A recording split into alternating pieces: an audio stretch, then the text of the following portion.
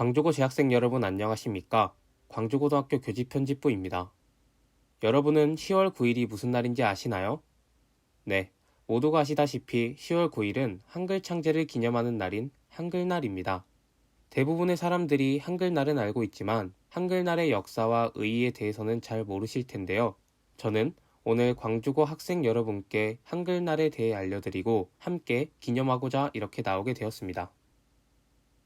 저희가 준비한 영상은 총 3장으로 나누어져 있는데요. 첫 번째 장에서는 한글 창제의 목적과 애민정신, 두 번째 장에서는 한글날의 제정, 그리고 마지막 장인 세 번째 장에서는 한글의 우수성에 대해서 설명을 드리려고 합니다.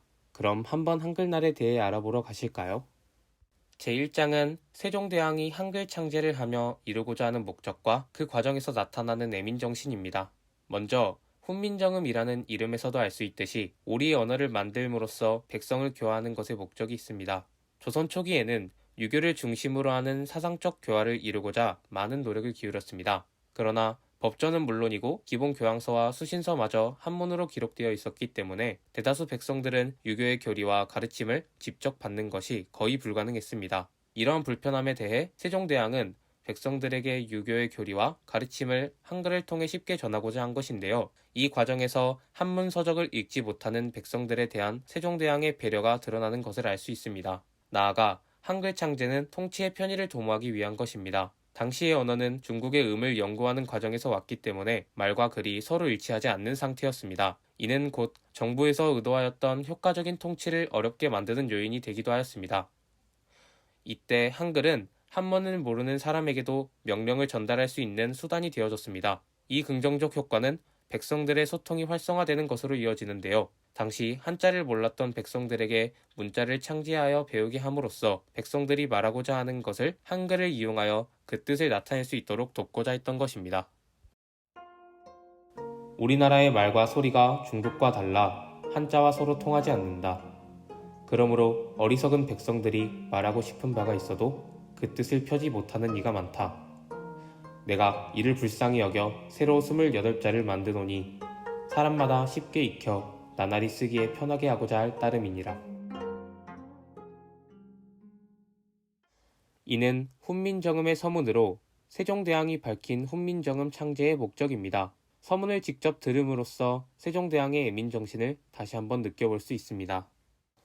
제2장은 한글날이 어떻게 제정되었는지와 한글날이라는 이름의 변경 전 명칭입니다.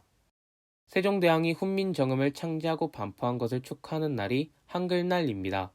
오늘날 우리가 한글날로 알고 있는 날의 시초는 각야날입니다. 각야날은 일제강점기 때 대다수의 학생들이 일본어로 수업을 듣게 되자 위기의식을 느낀 국어학자들이 1921년 조선어 연구회가 훈민정음 반포 8회갑, 즉 480년이 되는 해인 1926년 처음으로 기념하였는데요. 처음 조선어 연구회는 1926년에 음력 9월 29일을 각야날로 정하였지만 이후 양력 사용이 보편화되며 훈민정음 해례본에 1446년 9월 상한에 훈민정음을 반포했다는 기록에 따라 상순의 마지막 날인 음력 9월 10일을 기념일로 정정하게 된 것입니다. 이를 양력으로 바꾸면 10월 9일이 되는데요. 이에 따라 우리나라는 오늘날까지 양력 10월 9일을 한글날로 여겨오고 있습니다. 또한 한글은 주시경을 중심으로 한 한국어 연구가들이 언문, 반절, 각약을 등으로 불려오던 훈민정음을 으뜸 가는 글, 하나밖에 없는 글이라는 뜻으로 한글이라고 지어 부르게 된 데서 비롯됐습니다. 제3장은 한글의 우수성과 한글에 적용된 과학적 원리들입니다. 한글은 표현 문자입니다. 이는 사람이 말하는 소리를 기호로 나타낸 글자를 의미합니다. 또 한글은 사람의 발성기관의 모양을 본떠 만든 상형 문자이기도 하는데요. 예로는 혀가 잇몸에 닿는 모습을 본떠서 만든 니은이 있습니다. 또한 한글은 글자의 모양이 단순한데요. 한글의 획순이 간단하기 때문에 모음과 자음이 한눈에 구분되는 장점이 있습니다. 위의 장점들 덕분에 한글은 다른 문자에 비해서 원리를 이해하기가 쉽고 습득 기간이 더 짧습니다.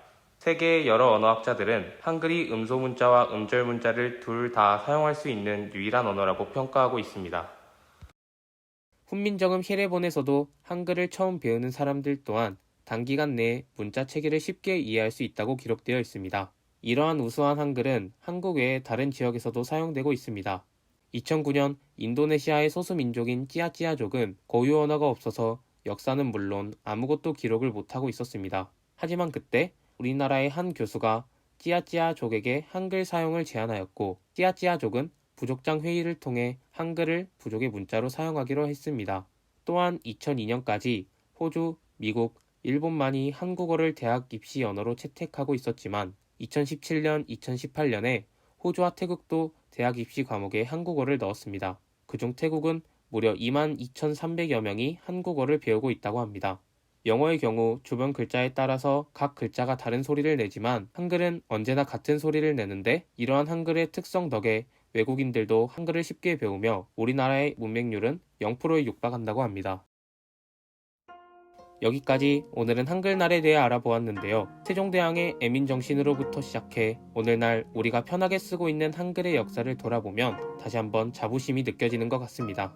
곧 다가올 이번 한글날에는 자랑스러운 우리나라의 고유 언어, 한글의 소중함에 대해 생각해보시는 건 어떨까요? 지금까지 광주고등학교 교직편집부였습니다. 감사합니다.